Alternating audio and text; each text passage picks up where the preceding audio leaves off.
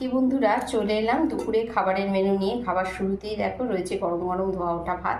ছেলে আগে খেয়ে নিয়েছে, সেই জন্য প্রথম ভিডিওটা করতে পারিনি।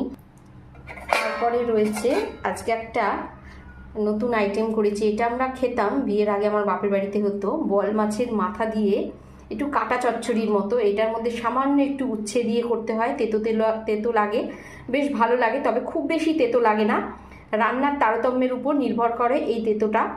হ্যাঁ, তা সেইভাবেই রান্না করা হয়, বেশি যাতে তেতো না লাগে। বল মাছের মাথা কাটা, সেইটা দিয়ে করেছি।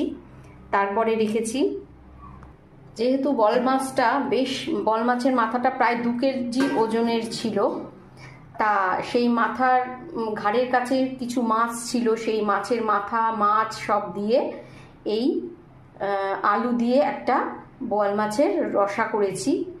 এটার মধ্যে জিরে, তেজপাতা, শুকনো লঙ্কা, গরম মশলা সব ভেজে, তারপরে শুকনো লঙ্কাও দিয়েছি ভেজে, বেটে দিয়েছি এই মশলাটা নামাবার আগে। এমনি পেঁয়াজ রসুন সব দিয়েই করেছি। আর শেষ পাতে রয়েছে আমার ঘরে পাতা টক দই। এই হলো আজকের মেনু।